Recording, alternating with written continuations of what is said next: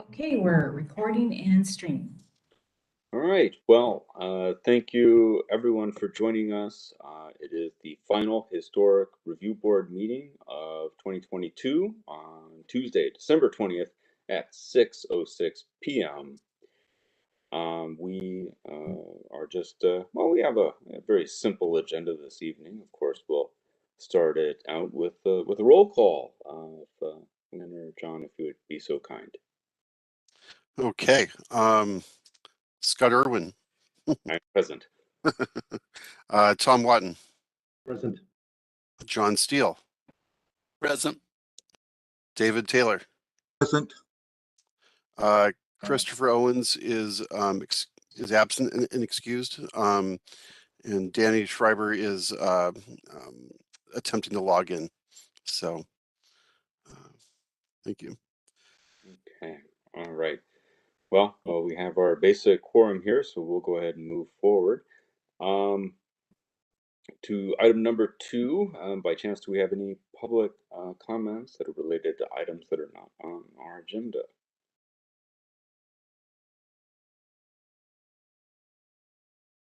I guess not. Doesn't nope. Okay. All right. Then let's move on to the next topic here, approval of our draft meeting notes from October 18th. And so, sure if everyone has taken the time to look it over there. Of course, that was for the hearing we had on the saloon sighting. Yeah, I looked at, didn't have any input. Does anyone else want to have any edits or comments? Yeah, I reviewed it. It looks good to me. Okay. We have a motion to approve it. So moved. Seconded? I second that. Okay, all right. And let's go ahead and you have to vote on that too, or is that just?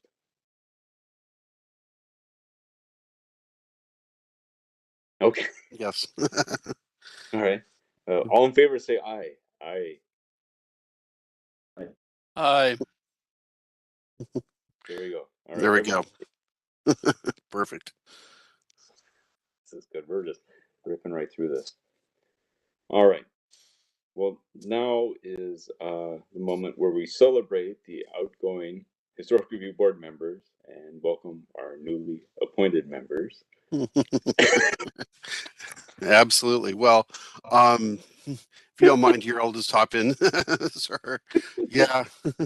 So for the record, I'm John Floyd, staff liaison, and as happens at the end of every year, there's going to be a little bit of turnover with the Historic Review Board.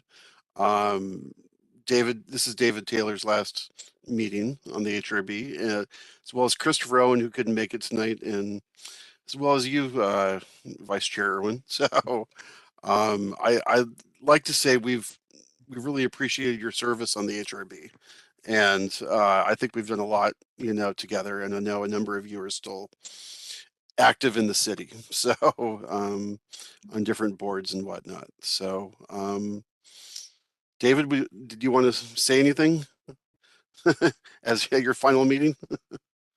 Oh, I think you're on mute. So.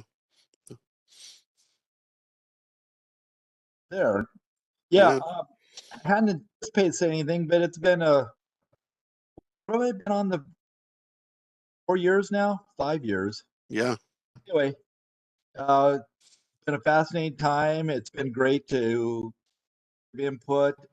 I'm a little quieter than some, but it's been a good time, and like everybody's done a great job in making contributions and moving things ahead. Mm-hmm. Excellent. Well, I will miss seeing you logged in your pickup truck at the top of the hill. So, Yeah. So excellent. Okay. Just a note for the record, it appears that Danny Schreiber has joined us, at least. I'm here, but I can't get my camera working. I'm so sorry, guys. I'm like on I had to go to my cell phone because my tablet and my computer are both dead. I don't know what's going on. So I apologize. No worries. So, It said WebEx has a glitch. I'm like, what does that mean? I've never even heard of that term before. So I quickly downloaded it on my cell phone. I still can't get I don't know how to get the camera working. It's not letting me. I don't know. Hmm. Anyway, That's well, okay. What are you able to see the screen? I can see you guys, yes. Okay, But it's perfect. I'm only able to do preview mode, and I don't understand why. Interesting. Okay. Well, Well, yeah, I really appreciate everyone on the historic review board for my time being on here. I mean, all of you have been on the board before me for longer than me, and now I'm ditching out, and you're still here. So that's. But I mean, we've I think we've definitely had a very productive past few years, even though by Mhm. Zoom. I mean, we finished the code updates. We Mhm. did the Willamette Falls, the Willamette Garage, the saloon, the Mhm.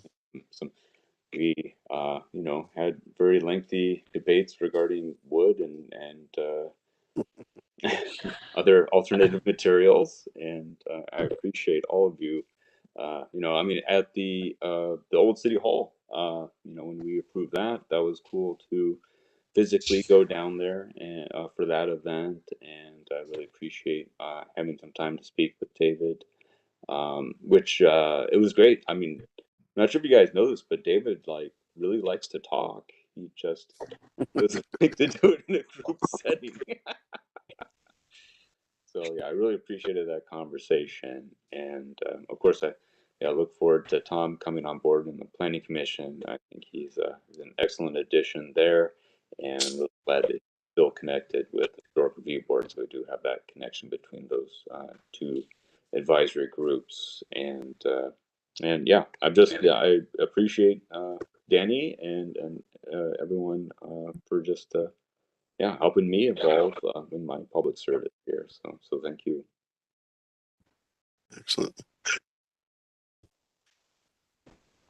Thank you, Scott and David. I think we have some interesting new appointees replacing you two. So I think I'll let them introduce themselves at the next meeting. So, but Dan Salty and Michael Fuller are going to join. Dan is a registered architect with experience as a design review commissioner. So I think he's going to bring some experience here to that. I think he has 20 years experience practicing. So it seems like a good addition. And then Michael Fuller is a civil rights trial lawyer and professor. So both have moved to the city in recent years, and I think will bring a good perspective to things. And you'll meet them next month. And then I also just want to mention for those who don't know that Tom Watton has also been appointed to the Planning Commission. So his service will definitely increase. You know, we have a lot lined up for the Planning Commission next year. So we'll keep him busy. So excellent. Okay. Well, we can go ahead and move on to our, I guess, our next item here, the annual report to the City Council. Does anyone have any tasty edits or additions? If you don't mind, I could put this up on the screen so people could Oh. see it. Yeah.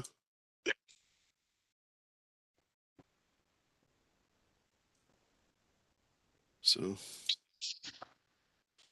I can zoom in if that'd be easier, but Yeah, a little bit. That'd be great. yeah. So again, I just started as you know with last year's draft, just as a starting point. I think the let me fix this right now. Yeah. So, but I think the HRB was pretty busy, you know, with the 5 quasi judicial applications. Finally got the code amendments completed and completion of a CLG grant as well. So with your input and assistance on that. I think what I didn't quite feel comfortable talking about the challenges of the HRB because I'm not sure how the board what you felt like you struggled with, if anything, during the year, and also just maybe wanted to check in to see if the board's goals have changed perhaps or evolved in the last year or so.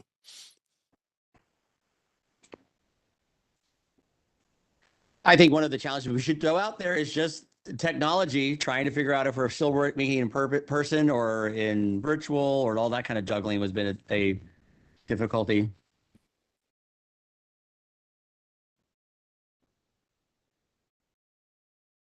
Yeah.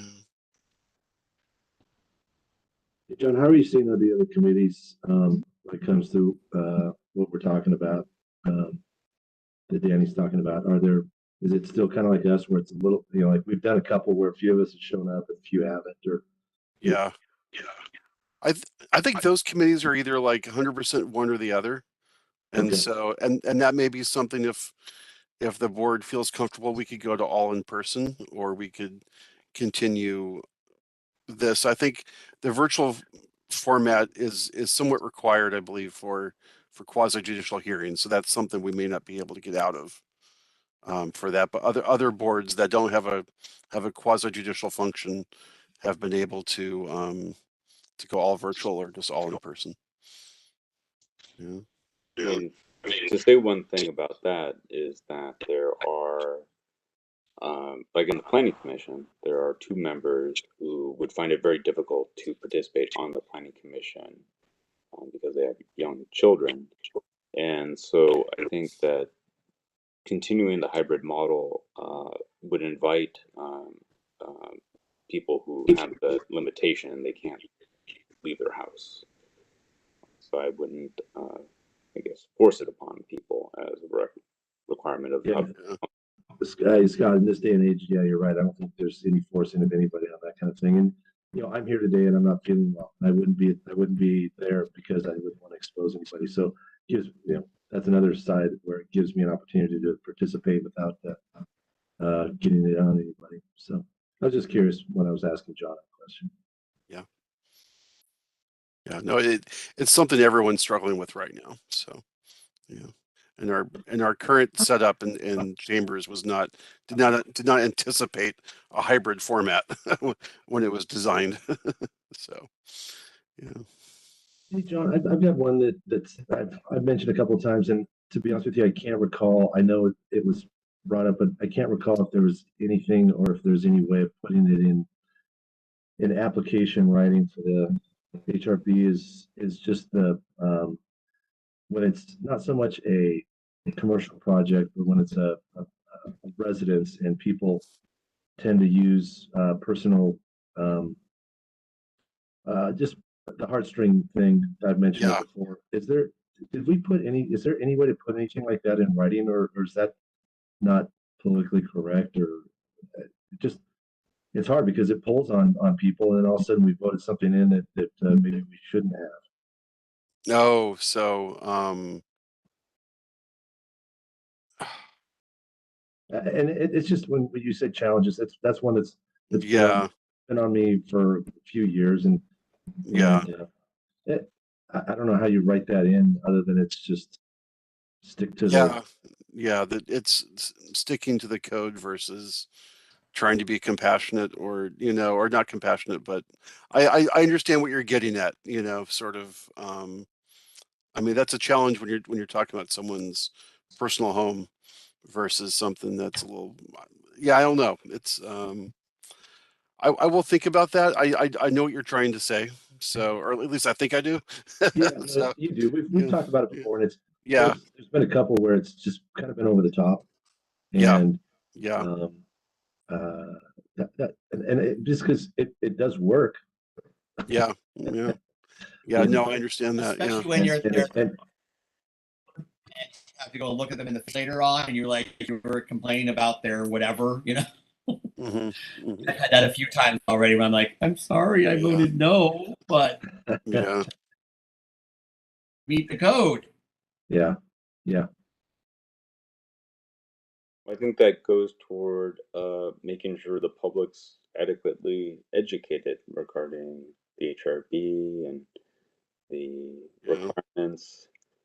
I was gonna say even like I'm not sure how many people really been accessing the new Historic Walk app. I was thinking maybe we should have like one of those sandwich boards with the QR code set up down Mhm. historic district, so someone who's like Mhm. down there, for like dinner or something, and then they're all like, "Ooh, that was a big dinner," and then they can be like, "Oh, take a historic walk." Mhm. And the QR code, let's check out some cool houses down in the neighborhood, So I think a little bit of marketing would be good for the legal requirements as well as, just the, I guess, overall raising public awareness, whether or not, and then also, yeah, exposing people to the resources we've created. It's like, okay, Mhm. we put all this work in, now let's make sure they're being accessed well and readily available to the public. Is that something that we could talk to what's the what's the commercial group of West Linn or Willamette Falls Drive? Oh, that Historic yeah, Willamette. historic Willamette. Yeah, historic Yeah, Willamette. I mean, so there are, I mean, I could see having maybe some businesses like you're talking about, Scott, that has that QR code out in the front window or something like Yeah, that. Mhm. put it right in the, Walk give around them the block. we created the literature already, just like Mhm. maybe make a slightly bigger print of it so it's not the postcard, it's a little bit bigger. And then go around to the businesses and say, hey, would you put this in your window? Actually, I do have a meeting tomorrow with Rachel, so I'll mention that to her. And there's got to be, a handful of businesses that would say yes to that. Yeah. Yeah. That also Yeah. goes into saying I've been experiencing people not knowing exactly what the HRB is. They think that we are historical Willamette. They think we are the historical society, or they think that we are the Willamette Falls, heritage group, and they're just getting confused on that very frequently because they'll either go to the historical society and ask about what colors can they paint their house, and over the historical society we're like, we don't control that. That's the HRB. And then or I'll get an email or a question on the street from somebody at the HRB asking, when are you guys going to do the old time market? Like, the Historical Resources Board does not do the city fair. We are not the old time market. We're not. So I think there's definitely still a lot of confusion in the city about who is what organization and what we do. And, obviously we're HRB, so we know that's our issue. But yeah, I know during the old time fair, got a lot of people asking that question of me, the old time fair, of like, oh, so how's the HRB running the old time fair? Like, we don't run the old time Yeah. fair. We have nothing to do with the old time fair. Yeah. Yeah. Okay, I can definitely see that. There's no answer there. It's just a challenge. No, it's just a challenge, and that's yeah. So, and again, but that may be sort of, I mean, people often are struggling to figure out where should they direct their comments and concerns. Is the Transportation Advisory Board? Is it the Parks Board? Who's the best? Where's the best place to start? So it's not entirely unique to the HRB. It's just that you happen to have other overlapping organizations out there in terms of role and name and sort of genre. So yeah. So Well, John, you know it because I'm calling you all the time, going, "Who do I call about this?" And I'm on the HRB. Yeah, exactly. That's true about you and I had many a conversation this Yes. year, like, I don't know. That's true. That's true. We're all learning here. So okay. So I think that question on the comments. So it said on their leadership, shouldn't Scott be put on the leadership as the vice chair? Yeah. I second that.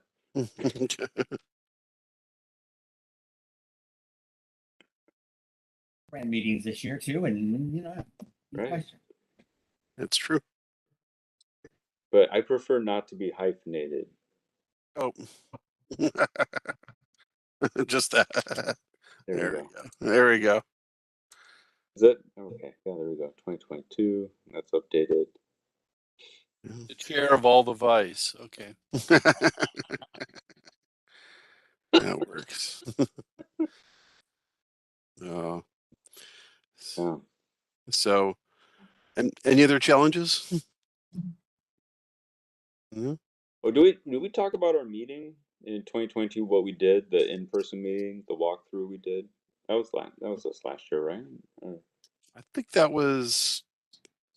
Oh, that's a good question. Actually, I thought that was in 2021, but What? Wow. let me go back through my calendar really I think it was fast. 2020. I think it was 2022. Just because I had something going on with one of those bungalows, and we started talking about the bungalows at the same time. Yes. Yeah, that was an accomplishment. We had an in-person meeting in the historic district.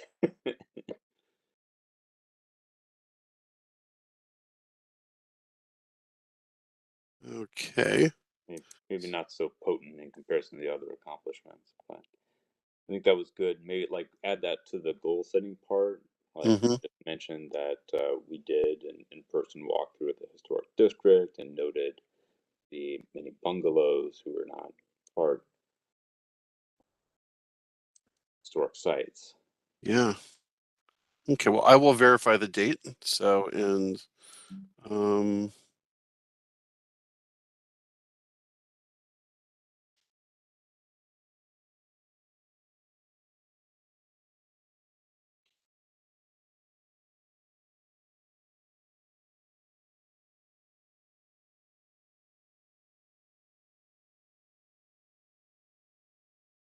I think Scott. I think you proposed some language. Did I? I kind of lost the thread of that in my head. So.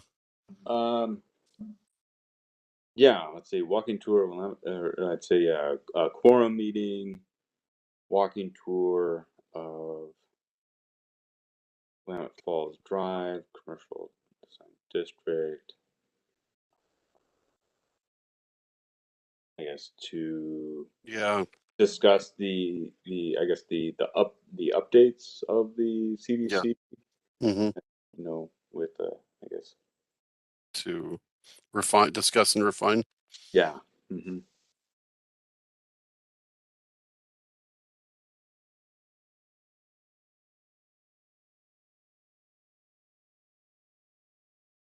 So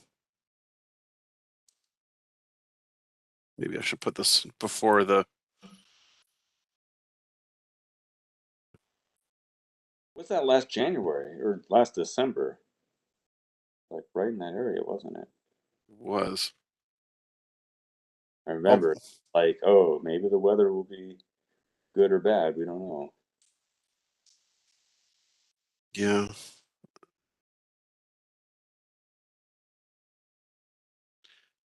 Oh, here we go. I think it was December 13th. Oh, 2021. Oh, well, My bad. Okay. there we I go. do remember it was cold. You're right. Got to take it out. Yeah. Oh man, dang. Here It was good times though. yeah, it was close. So okay. Okay, that's good. Okay. So we've got accomplishments, challenges. Any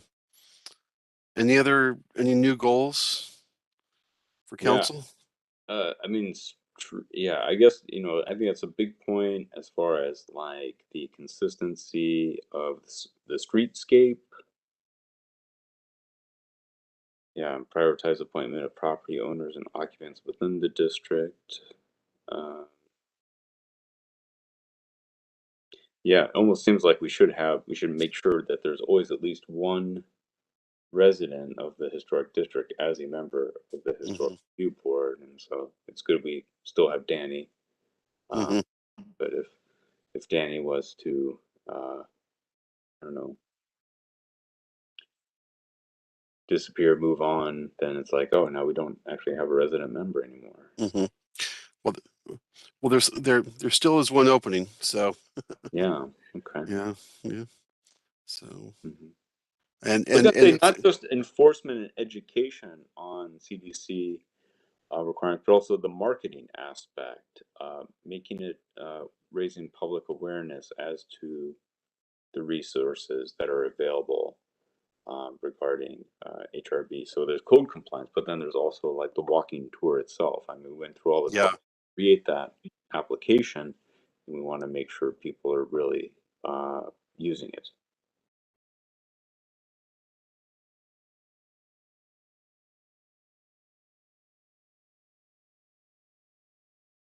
Does that capture maybe a little bit of what you're thinking? Adding, or do you think it's more of a separate item? I'm just saying, like, we should expressly say, you know, we went through all the trouble of Yeah. developing walking tour app and the as well as the homeowner's guide, and we want to make sure that those things are more widely known and marketed to the people Yeah. of Westland, so they more clearly know what HRB does, and that they are able, because there's so many people who are down in Old Town dining and drinking, and how many of those people are going on a walking tour in the midst of their evening. And I think that, you know, if we put up a sandwich board with the QR code, I think that would really launch a lot of more people walking through the historic district and valuing those residences. I agree, and kind of by default, and Danny may not like this, but your neighborhood's becoming a bit of a parking lot at times too, and so people are parking a block off, and all of a sudden they're recognizing all these beautiful houses that they'd never slowed down to look at because they were just passing by on 43 or Willamette Falls Drive. So, I to the right people, absolutely.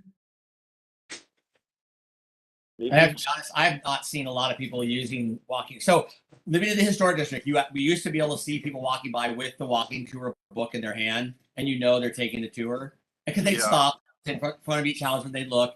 I don't ever see people stop anymore. So Oh. either our map is so efficient they don't need to stop and they just walk by the houses. I don't think that's happening. Most of them are just not. Okay. They're not yet. Okay. Well, maybe we can tap into and see what the usage patterns are Yeah. looking like, and you know, get some metrics on that. So, okay.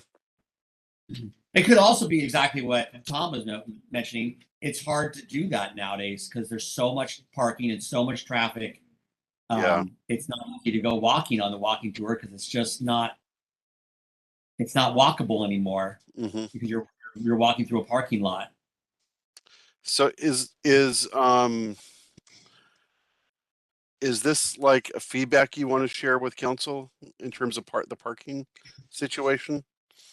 In terms of that, is that, I mean, I'm just curious. For me, that wasn't my intention, but Okay, I cool. understand. Yeah. I understand, but Danny may have a different perspective. Yeah. I don't know if I want to open that can of worms. Because then we'll be like the high school and we'll have, hour-long parking with permits and stuff. And Yeah. Careful what you ask for. right. I Yeah. could I run think the high what I school. would like to do, I would love council to think about buying some properties on 8th Avenue and turn them into public parking lots so they push people that direction and go make them go over there. Mm-hmm. But, and I know the neighbors would love that too, but I don't know if that's for the historic review board to deal with or planning commission or who would have to go fight for that one. Yeah. You know what? Maybe that should be something to be talked about because Willamette Falls Drive is packed. It's full of cars because they, with the street redesign, we lost all those parking spaces. Mhm. And ever since then, parking has gotten worse, not better. Mm-hmm.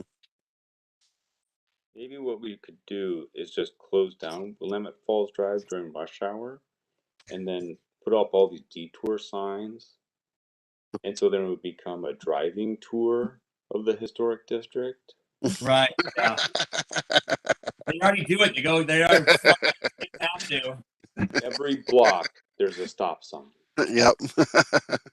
That's already happening about 4 o'clock in the afternoon. Well, being a resident here, I really think we need a stop sign at 13th and Willamette Falls Drive now too, because it is a pain to try to get out on 13th. You never can. No one will ever stop for you. Well, you need to send that request to Public Works. Actually, John, what's his name? Is it James? James something. He's the streets manager. Actually, so yeah, that's it's for the safety committee to think about. I'm blanking on his name right now. Oh, thank you, Scott. So, But there's the website. You can go to Public Works, and then there's a form to fill out. And so, if you want to request a stop sign to be added somewhere, you can do that. Yeah. Oh, And then Public Works will send that. If they think that something should move forward, then they'll give it to the Transportation Advisory Board, which meets every other month. mhm. And So so, like 4 or 5 years, we'll have a stop sign there. yeah. No, I don't think that's need to be brought to council. Okay. That's good. Because council's got its hands full with pickleball. Maybe just a subtle mention of that council should consider the parking situation in the historic district in general, without any specific Like needs. a 5-story parking garage. Will that take care of it? Well, if you look at every city around, Lake Oswego's got public little parking lots owned by the city. Those are some nice parking garages that they got there. But I think their parking garages are private, but at least the lot is public. Mm-hmm. Yeah. And Beaverton has a parking lot, public parking lot. Or maybe we just need an intra city mass transit system. So that way less people will be driving to Old Town. We just bus them in. Within the city, That's a solution. Of course, I also think you should put toll roads on all the bridges going into the city since ODOT's tolling us anyway, we should toll everybody else. Yeah. A West Linn toll? Put Fields Bridge, put a toll bridge there. That'll keep everyone from sneaking off at 205. And except for West Linn citizens, we get a pass. Right, of course, yeah. We got a pass. So. That's right. Yeah, no, but I think maybe mentioning something for the feedback for the share with council is something to consider. Okay. I think Danny's starting his campaign right here. Yeah. No way. No, I'm an ideas guy, not an execution guy. I've done plenty of time on these damn boards. Hey, John, can I one of the things that I found, just change the subject just a little bit. Is I read it somewhere when I was reviewing all of our documents, and now I can't find it just on a bullet point. But basically, there was some question or concern about when somebody's doing improvements in the historical district, and nobody's really coming and verifying that they're using and doing it the way that was approved. And who's governing that? Like I said, it's probably here somewhere. I'm just not seeing it. Like code enforcement kind of stuff, Tom? I'm sorry. Could you repeat that, Danny? The code enforcement when they're building, are they following what our guidelines, basically? A good example is the saloon. They tarped they wrapped plastic that whole thing with scaffolding, and so when that wrap comes off, it's going to be done. Yeah. And nobody's had any kind of opportunity to look at it until it's done and exactly how they want. I feel like it's gonna look great, but I don't know that. Yeah, so I can mention, staff is actively sort of monitoring that as it goes through. Okay, cool. I mean, I know for a fact that our building inspectors pay extra attention on the historic buildings during construction, and in fact, they've pulled the front windows out of the building temporarily during construction, and our inspectors flagged it immediately. So I investigated, and so they've just been temporarily removed and then not permanently disposed of. So I think we are sort of trying to pay attention to that during construction. So because I was always told it was only if someone reported it that it got looked at, but I'm glad to hear that there's people looking at it. Yeah, no, our inspectors are pretty sensitive to that. And so they're not experts in preservation, but they certainly are keeping an eye out for any changes that appear to be deviating from plan. So, no, and that's great. You know, it's one thing for a building to have siding on it and get it inspected. It's another thing for it to be correctly sided and inspected. So that's no, John, thank you. Yeah, absolutely. That is actually something new, John, because in the past, I know the property across the street got away with a lot of sneaky stuff that they slid by, and inspectors never, like, for example, raising the roof an extra 10 inches and no one saw it. Yeah. And they did it without any of our permission. And I only saw it because I'm a neighbor across the street and I watched them raise the roof 10 inches. And I'm like, hey, that was not approved, nor was that given permission for. Interesting. Okay, well, we are trying to do that more. And on the topic of code enforcement, the city did hire a second code enforcement officer. So our coverage is now, our capacity and coverage is now expanded a little bit. So, so for anyone watching, just call police non-emergency, and that's how you reach code enforcement. So, so I think circling back around, did we want to? Did the HRB want to mention anything about parking as part of additional feedback, or just let that drop? In terms of the, you know, there's pluses and minuses as got mentioned. So I think it will be something that'll be coming up. I mean, if we want to be proactive and look to the future, I think it's an idea to put on the council's radar that parking is going to be an issue, and we can't ignore it. It's going to be an issue. It's getting worse and worse. Yeah. You know, as soon as spring hits and the Willamette garage gets huge, there's not going to be parking anywhere. Right now, yeah, you can park way down on the Willamette Drive, but you know, give it time. It's going to get really bad. Sorry, it's going to get much worse because it already is bad, I think.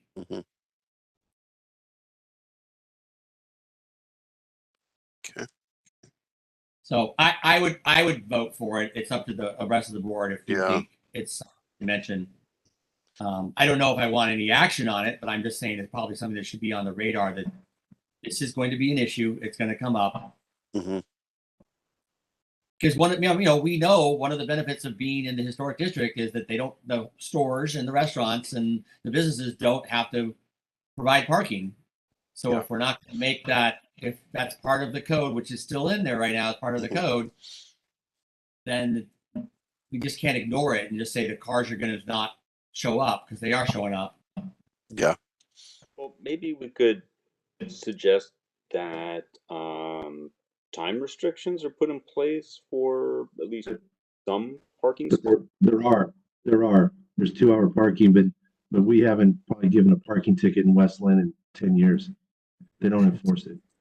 So what it's going to do is it's going to push the employees like myself that work here to park in Danny's front yard all day, instead of overflow at 6 p.m. to 9 p.m. when people are stopping by for a bite to eat. It's a bad situation, but honestly, I don't know if a lot of it is actually long-term parking. I mean, knowing people who park from they're here for an hour, maybe for an hour and a half. But Danny, but I park all the time. I park all day in a 2-hour parking spot because that's where we can park. And I'm not saying I do, but a lot of people that work downtown in this area know that parking tickets don't happen.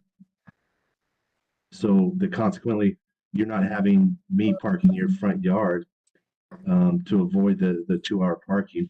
But on the flip side, it's bad because the people the businesses get 8-hour parker people like myself. And I'm just using me as an example. I park by the police station, so I'm not doing it, but I see it all the time. People that spend 8 to 10 hours down here working, park in 2-hour parking, and that takes away the parking for the restaurants that are close, right in front of the restaurants, because nobody, all the locals know that there's no parking. There's no parking enforcement here. So Right. then we need to say something to the extent of to ensure that the businesses in the historic district are successful. City council should take some action to establish stronger parking options for customers while at the same time, maintaining parking options for people who work in the historic district. And they push people to Les Schwab. They consider that somewhat public parking and things like that. But that's not the answer. But I agree with what you're saying, Scott. I fear the reason why I think it's not enforced is because it pushes all the employees around here, and there's a lot of them, and they're going to push them off of Willamette Falls, and they're going to push them to the side streets all day long. And I think that's why it's not being and nobody the locals are not complaining about it. That's my theory. Yeah. Because we'd rather have the customer from the restaurant, the patron who's going to be there for an hour versus Tom who's going to be there for 8 hours. Exactly. That's kind of my point. That's kind of my point, Danny. Yeah. I mean, what in reality it would be very nice to have a parking lot over behind the cider house or somewhere on 8th Avenue by the police station or by the firehouse. That's a public parking lot that people can stay for 8 to 10 hours. Put some EV electric vehicle charging stations in there. You can use it for overflow parking for the Saturday market, the Wednesday market, whatever it is. Be nice to have an actual lot that's being used versus having to impact us. But it's really unfortunate that the city didn't have the foresight to look at the 4 lots that Handers just picked up with all the fir trees on it that are across from or the hometown sports. You had street access from 8th and Willamette. You might have been able to get something that was, if you got crazy, you could have put up a couple of stories for parking. It's a sizable lot, but it's 4 lots, but it's gone now. But that would be right in the heart of it, and it's unfortunate. Yeah, that would have been perfect. Yeah. It was only for sale for about 11 years. Yeah. Yeah. It's going to take a while to figure it all out, but in the end, that's going to benefit everybody. But What about something like this? I'm just listening to what you're saying, yeah. So as additional feedback, investigate public parking options in Willamette to avoid impacts to the historic district and ensure parking remains available for customers. Or public parking management or just provision. to strike a better balance of parking options for people who work in the historic district and people who are business patrons in the district.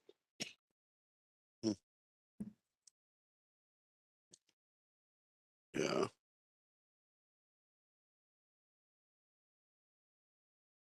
I don't know if all that parking over there by that strip mall area where the Ace is. Right. Well, they're starting to run out of parking too, actually. There's times when I go there at night, there's no parking, which is great because that means all the stores are successful and the restaurants are successful. But they're getting to the challenging point now too. But they're lucky because they have the Les Schwab lot above, so they could actually do that for overflow. Yeah, whenever this comes up in certain circles that I've been around, they always say you have the Les Schwab overflow over there, just like Danny said. So that's kind of where they're pushing people, or that's their go-to comment. But maybe there should be some signage just directing people over that lot to remind people that, hey, this exists. And maybe that's something also to work with Historic Willamette and the business owners in terms of some voluntary actions, I agree, Danny. A simple sign that says public parking, people can make that decision at that point. That's not a bad idea at all. Yeah. Put a sign on Willamette Falls Drive just directing people public parking this way. Because it's not far. It's really not a long walk. It's not like we're making them walk 10 blocks. It's a very easy walk over. But when you drive by, it kind of looks like it's a private parking lot. It doesn't look like it's a public, open. Like I would think I would get towed if I park over there. Oh, that whole area, like between, like in front of, there's the, I know there's the parking right in front of the Les Schwab, and then there's that like 3 rows beyond the front of it. That's all public parking, that area? That's what I've been told more than once. That lot. But somebody should confirm that before we get all excited. But that's whenever I've heard talk about downtown parking, that's considered the overflow public that I've heard. But it's funny because I've been on this committee for a lot of years, and we're not allowed to talk about parking. So I think that's why we're all kind of releasing right now. But since we have an opportunity, I suppose. Right. Yeah, that parking up there is privately owned, so that's something, you know. But I understand it's worth a broader conversation. So Maybe off hour over. Yeah. Okay. yeah, I mean, and just from a broader context, and this is something not everyone may be aware of. So the state legislature has been mandating a lot of changes to land use, you know, in recent years. One of which is the Climate Friendly and Equitable Communities Act. And the city is going, as in about a week and a half, the city is going to lose the ability to enforce minimum parking restrictions in about 2/3 of the city.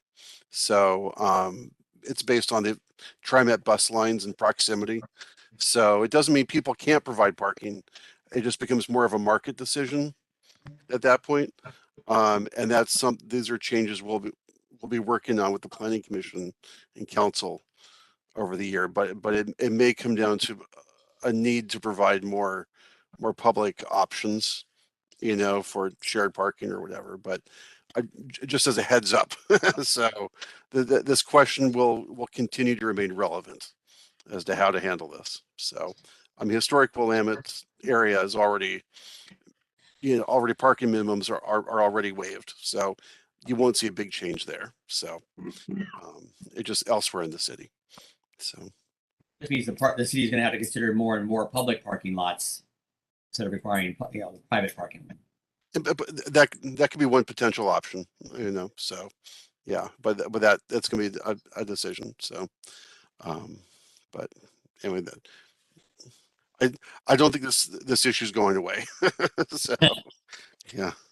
So okay. So do we need a motion or anything on the report to city council or no, I can assemble a draft and send it back around if people want to see that, or if one person wants to review the final draft.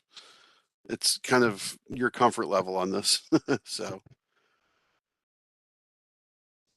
I'm happy to take a look at it when you resend it back. okay. And this is going to go to council for January meeting. Yes, I believe so. So so things are a little askew right now as well because we're gonna have a smaller council for a few months because the mayor has stepped down, and then there's the ballot snafu pushing off. So a number of normal activities in January are going to be deferred to April or May. So council goal setting is going to be deferred until we have 5 members back in.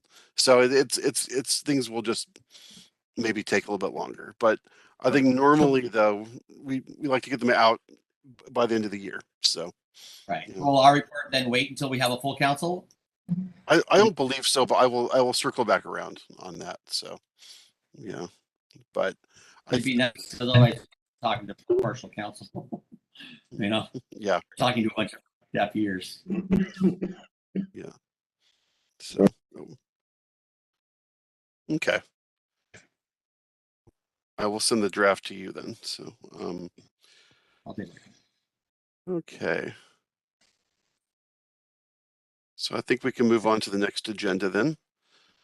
item, if that's okay. With the, actually, who's chairing the meeting right now? Is it, or do we have co-chairs? Does Danny, who has the con right now?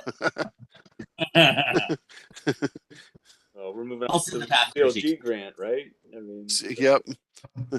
So yeah, so I just want to provide updates on the 2023 round for certified local government grants. I did receive confirmation from the state that we are eligible to apply for another grant in 2023. The deadline's February 24th, and it can be we can ask for up to $15,000. I did run the idea of having a workshop to help educate members of the public about how to research their home and then maybe potentially apply to have it listed. They seemed excited about that idea, and it's something they could potentially support. And SHPO provided me a list of potential organizations and consultants who could help. And I've also been talking to the Architectural Heritage Center. And so I think we'll have a list of potential parties that could help run a workshop or series of workshops. So we could throw in this, John. The Historical Society literally last week in their meeting yeah, also was talking about doing their kind of workshop. excellent. Workshop. So we should tie that together, and at least for cross promotion and getting the word out. Absolutely. So yeah, so it's you know, again, this all came. There's some interest in that in the public.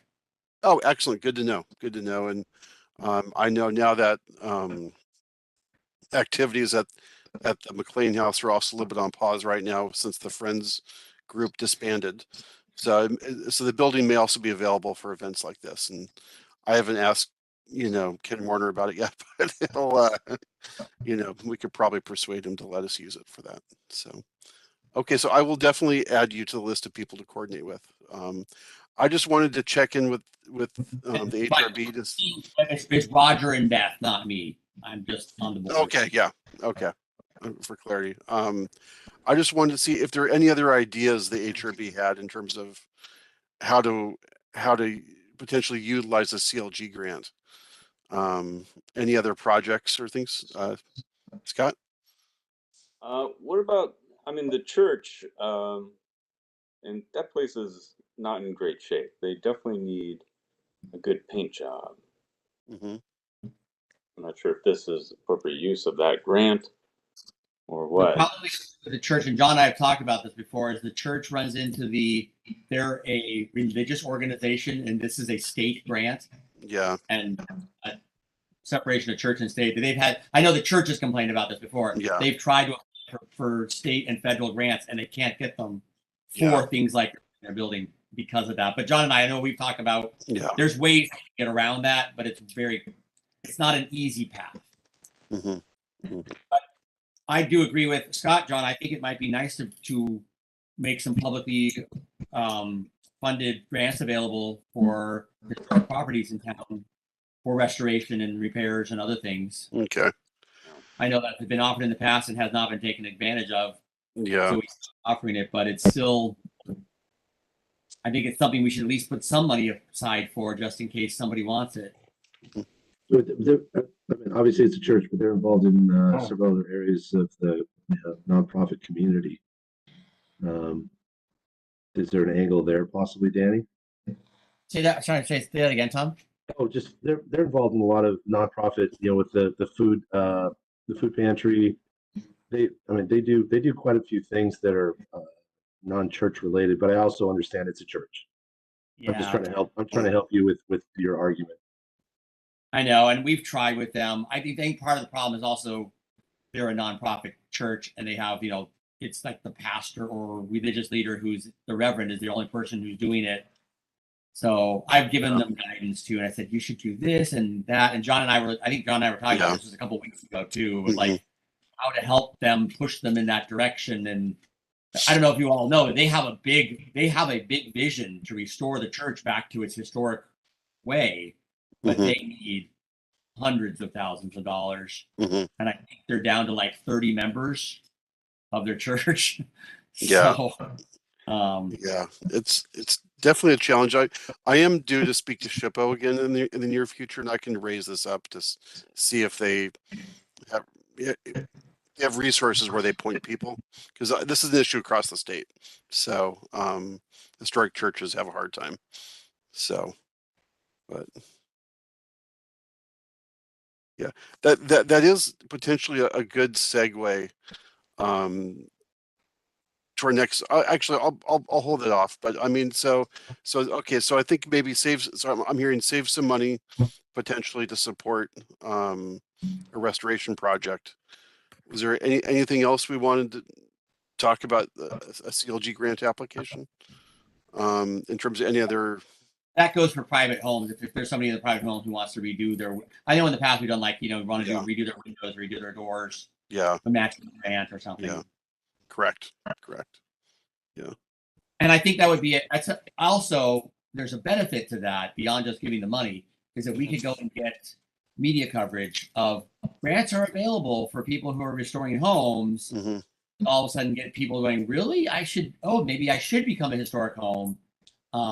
Versus these people who are like, I don't see any benefit in becoming a historic home.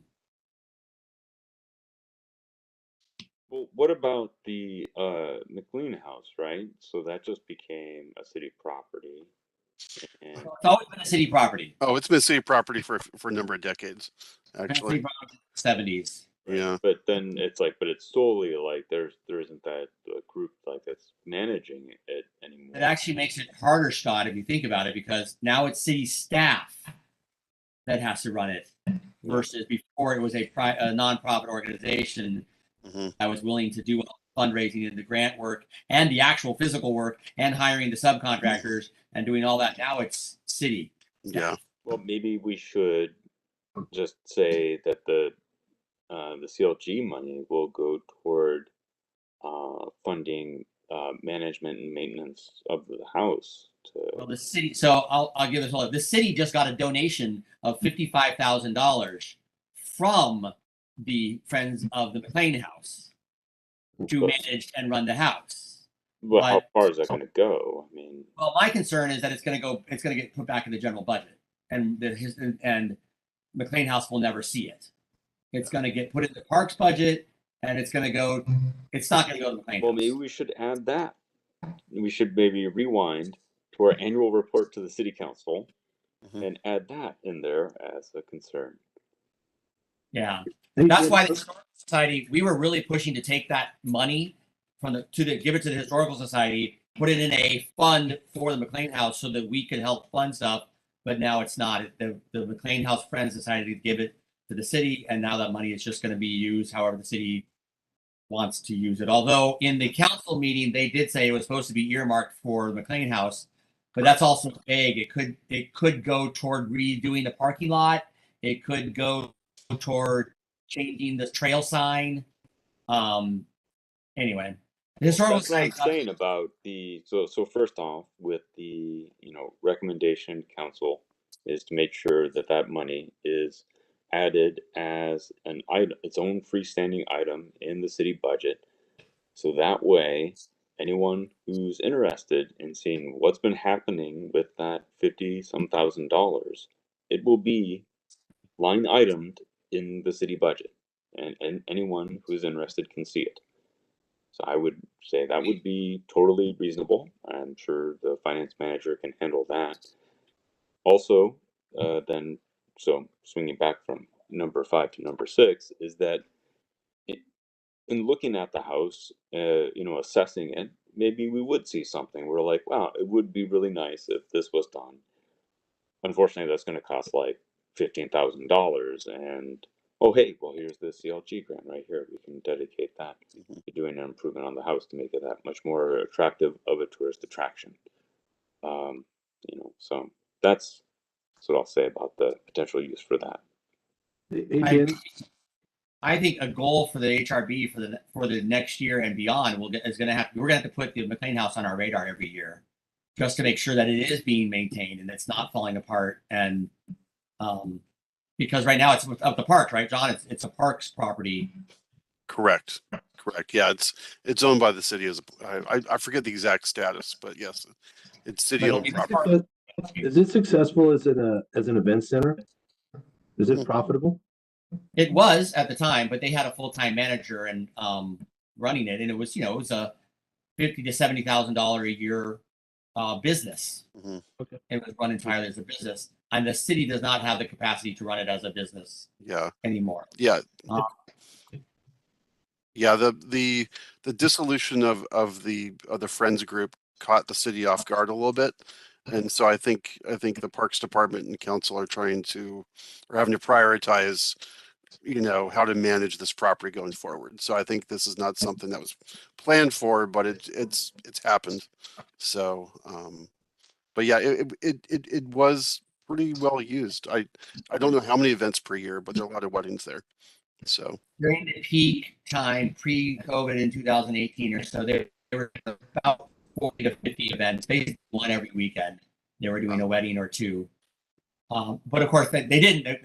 That mostly happened during the summer. So you'd actually end up having like 3 or 4 weddings per weekend, and then nothing in January. Yeah. But again, it was a full-time job there, as well as there was a renter in the building. They rented out the house. There's an apartment in the building, so there was a tenant there, and now the tenant is gone too. So now, unfortunately, that tenant also offered security to the house. Now there's no one there watching the security of the house. So there's a lot of problems, which is one of the reasons why the Historical Society had put a bid in to take over the management of the Friends of McLean House, but the board of the Friends of McLean House decided to go give all the money and give everything back to the city. So that's where we're at. Basically, now the house is just sitting unoccupied and unmanaged. okay. I think it's all the more reason to prioritize the $15K for the CLG grant to potentially be used for the McLean House, because there's so many different topics that come up: security, management, events, just potential improvements. I mean, there's and I think the public benefit of that 15,000 go very far there versus I mean, of course we want to say, hey, you did a good job replacing your windows, here's a few $1,000s, and that's great, but that's just one individual versus a community asset such as this. David, John, and Tom are very quiet about it, so shut up. No, I'm looking at it as an opportunity. I mean, to be honest with you, I just don't know that I want to start rattling off stuff without having some input. I typed in 40 events times $3,000, that's 120 grand. Okay, so I'm doing that. So I am listening to what you're saying, Scott, and I'm looking at it going. And I've lived in that neighborhood. I've walked my dog past that place about 1,000 times in the last 22 years. And at some point, there was a lot of money that put into that to bring it back to life, because it was 20 some years ago. As I recall walking by, it needed some help, and it's got a very unusual roof line, the way it rolls and into a gutter, and it still has siding on it. I mean, it's a unique structure, and so obviously the city's been putting money into it in some facet, but I'm not educated on any of it. I'm just a bystander. So that money was. I'd hate to see it go. I'd hate to see it getting all mossy, because it sits in a shadow, and it will get mossy, and it will start to fail. That's all. Sorry. So I suppose Maybe the CLG grant should have some earmark to help with that. I mean, and Parks unfortunately has a history of allowing their buildings to fall down. The Fields Bridge House is a perfect example of what happened, and it got bulldozed because it did not get maintained as a historic property, as well as others have been that same way. So maybe I would agree with Scott that I don't know. What we don't have right now is the list of things to do with there's not a list currently of what needs to be done for the CLG grant at McLean House, but maybe that just should be flagged. I don't know how you do that, John, but yeah. Well, so the grant applications aren't due till February, and so I think we can, I can put this on the January agenda, and bring back some follow-up information, including maybe information from Parks about what's going on, and then also some specific parameters in terms of what we can ask for through the grant process, and so maybe help refine that that thought process a little bit. So yeah, I mean, and Tom, to answer your question, one of the problems that we noticed with the Historical Society when we were looking over the numbers with the Friends of McLean House, a lot of the money they were making was spent on making more money. So it was this weird little spiral of if you stop doing events there, if you stop doing weddings, you don't have to do weddings there because you don't have to pay for doing the weddings there. Because it was and all the way to the tents and making the seat, the seating and the chairs, and like, oh, that's going back into it. And buying a new dishwasher so you can dishwash all these things, and buying a hot water heater so you can make sure you wash all the dishes. So it was this weird, it wasn't as well as paying the manager. They were paying $60,000 a year for the manager to run all these events. it wasn't designed as an event center either. But it's a cool spot. So I get it. And I know some of the neighbors weren't happy when they had, every Saturday and Sunday during the summer packed with parties. Yeah. So there was a number of those people who weren't happy. Part of the Historical Society was just trying to figure out a way, if there was a way to maintain it as a public space that doesn't necessarily rely on outsiders using it for their own private parties, but instead we could have public events there and public, things. But now I don't know what's going to happen.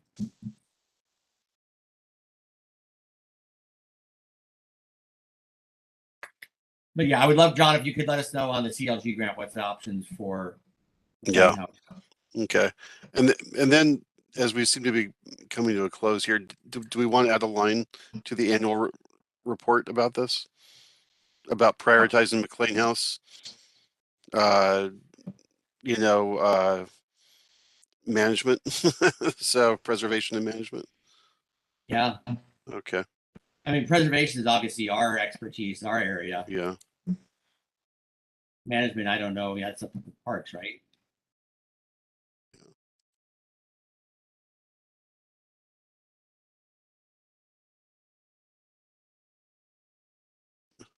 Maybe prioritize preservation strategies in our plans. So I like that.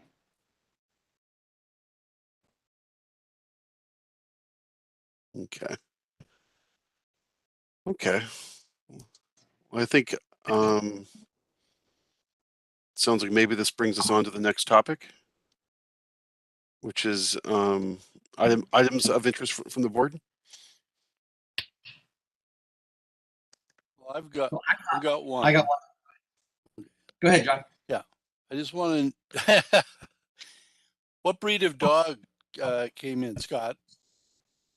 Oh, he's a Labradoodle. Oh.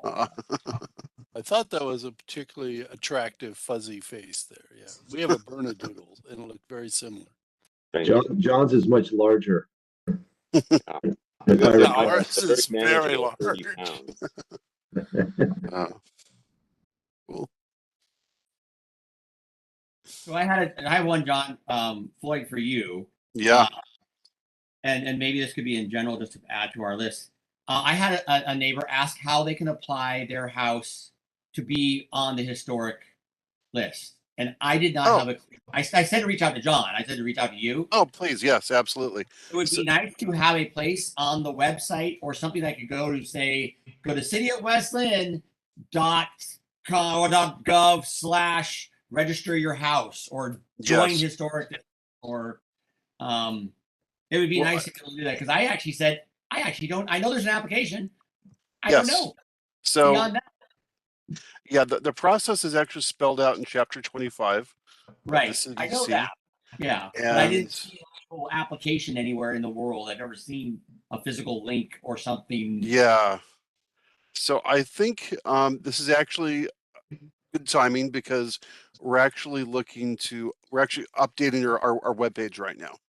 So we're doing a short-term fix, and we're also having to do a migration in about a year or so because of changes by our host. But this is very good timing, and so I will strive to make that easier to find. But the short answer is tell them to call planning, and we can walk them through that. but That's what I told him. yeah, Hey, John, yeah. isn't that a regular land use application? It is typically. I'd have to double check, but it's spelled out in code.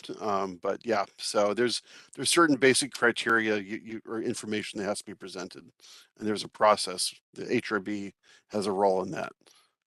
But I can't recall it offhand. So That would really be nice if we could make it streamlined and simple versus a complicated. We're not sure who you got to go through a land use application. You're going to have to go through Yeah. 4 divisions. Be great if they could just fill out an application. It comes to the board. We vote on it, yay Yeah. or nay, and then in or out. well, And if it's yeah, we we do actually have to take it through a process because once it's listed, it has certain land use restrictions on it. So there is a due process requirement we have to go through. However, we can make it as painless as possible. So, but yeah. the public doesn't necessarily have to know what is being made into the sausage, as long as they can just get the sausage in the end. Yeah. It would be nice if we could just say, hey, fill out this form, sign here. We'll let you know in 6 months or a year or whatever it is. Yeah. Okay. But yeah, that was brought up to me because they were actually asking. The question actually was, I lived in a 1950s home. Does that qualify? And I went, talk to John. Yeah. I don't know. Yeah. No, absolutely. Mid-century homes are being listed all across the country. So yeah, that's if it actually even stuff in the 70s and 80s now. So That's yeah, what I told them. Yeah, even 70s and 80s are being like, what? yeah, yep. So I will look into that. So about seeing if we can make that more transparent. So easier to find. Okay. Make it simple as possible because my goal has always been to try to get some more houses on our board, on our list, and we haven't been successful in that yet. So Okay. actually, we have a net negative. We've lost one in the last 10 years. We've gone down. Okay. Well, maybe the workshops will help drive that back up. So I hope so. But again, if you don't have an application to even fill out, or it's not clear where to do it, it's going to be, it makes it difficult for folks to get to that point. And Danny, the idea of it being an incentive, right? To do it. So I'm looking at the bungalows over there by the cider house, and I believe one of those is registered and 2 aren't, or something like that. It's something like that. And the owners are wondering what they can do with their property. Well, if yours is registered, it's a different animal than it is if you're not registered, stuff like that. So I'm educating people because there are advantages to it for sure. But the guy who just bought it and wants to tear it down, and it's historic, that's a disadvantage for him. So educating is, again, I know we always go back to that, but these people that are buying and not recognizing what they just bought themselves into could be a situation. Well, it's also, I've been using that strategy, Tom, when I've been talking to some of the older neighbors who are getting up there in age and want to maintain their family home forever. I'm like, well, it's not protected. If you're on Willamette Falls Drive, it may not be there in 10 years when you're gone, unless you put it in the registry and have it protected. So there's a few that are on the far end, like over by 19th and the far, over there, that are historic. I'm like, it's a historic home, but it could get bulldozed. So anyway, yeah. Okay. Okay. Items of interest from staff? I have a few items I just wanted to mention. So I think earlier we talked about the Westland Saloon improvements are underway. So I don't think I need to mention too much there. Willamette Garage, the food cart pod, just received their occupancy on that. They're operating on a temporary C of O until their landscaping was in and a couple other small items. So now they've got full occupancy on that.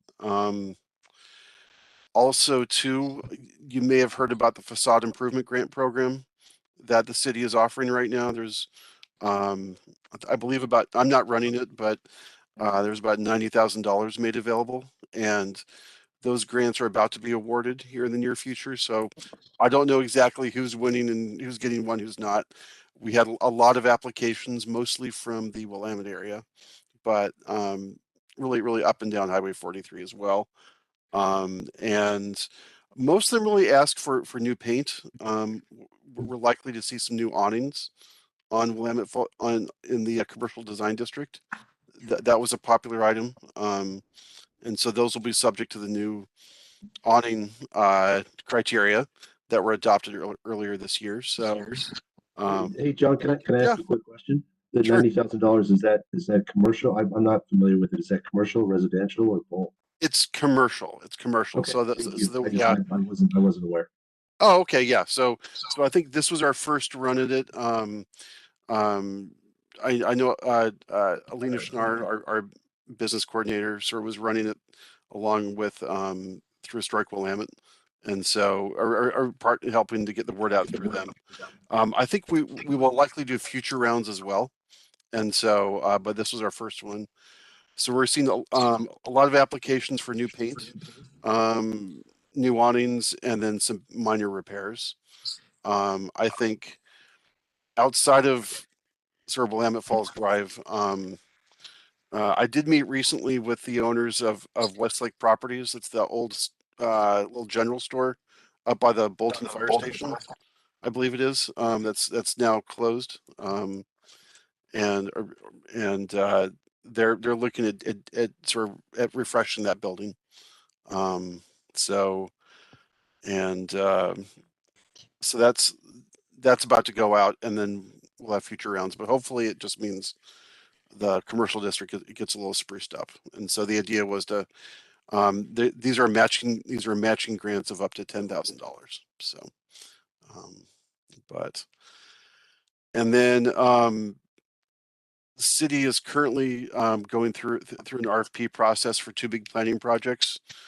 One is the Westland Waterfront project, which I think we talked about.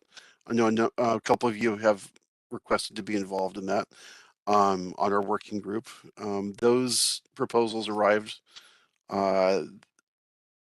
last week, and we've gotten some pretty robust proposals by some experienced teams, so that's good.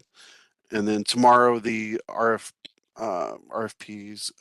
the window closes for the Highway 43 project as well, which is to sort of examine the zoning along Highway 43 from Lake Oswego down to 205, and to sort of help improve transportation connections, walking connections, and kind of re-examine some of those some of the design standards there. So, and that's really about it. No major applications received yet. That would come before the HRB, but I'll let you know as soon as they do arrive. So, and I think, Can you yes. point out, you're looking into CLG grants, if there's a way to offer a residential version of that facade improvement program? Because I know traditionally whenever we've offered the CLG grants, paint and awnings and that kind of stuff has been excluded. Yeah. From it's a real pain because houses like mine, it's $13,000 to try to paint the house. Yeah. Because of there's so many colors, and it's possible at lead and all the other junk we have to deal with in a historic district. Yeah. I said we could get a little bit of help when we got to paint houses because it's not a simple thing to do. And I know that's why some of the neighbors have not done that because we've had to deal with lead abatement. I know the neighbor down the street had to deal with lead abatement too. And anyway, so that'd be nice if there's a way to offer that same kind of thing as a matching grant. Sure. For the historic homes. Okay. And historic district too. You know, all of them. Mm-hmm. Okay, I will look into that. So, okay, and report back. So, yeah, that'd be great. I think does that cover everything? That covers it for me. Anyone else? Last call. Merry Christmas to everybody. Yeah. Happy holidays, everyone. Our next meeting, John. Yes. Your next meeting is going to be January 17th So one thing to keep in mind is that the first meeting is election of officers. And I believe, Danny, you may be term restricted from running again for chair. Okay, so I mean, if someone doesn't show up to the meeting, they're going to automatically be thrown in as the chair. So just that works. Okay, so people may want to think about running for chair, the chair and vice chair. So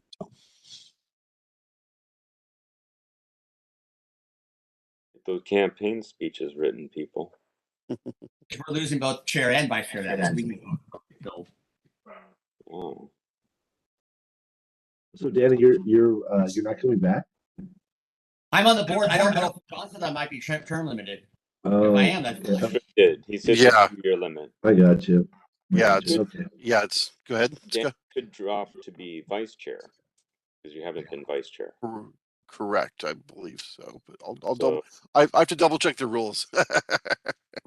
but as far as I understand it, yeah, it's 2 terms. So as far as I understand, you can be vice chair for 2 years and then chair for 2 years.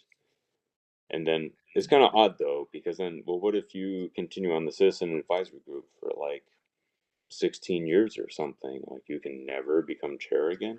I think it's consecutive. I think that's what it is. So you could drop out a year and then come back on.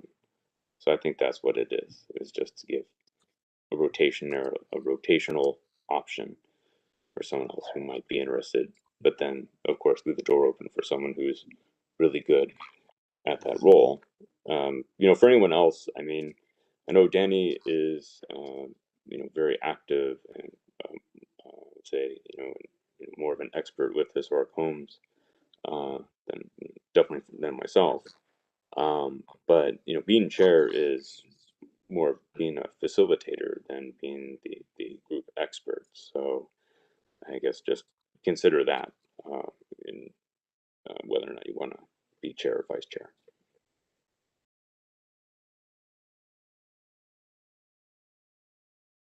Yeah. Is that it? Are we adjourned? I'm calling it. All right. It's 7:28 p.m. We are adjourned. Stay warm, everybody. Man, it's gonna get Excellent. cold. Whew. Yeah.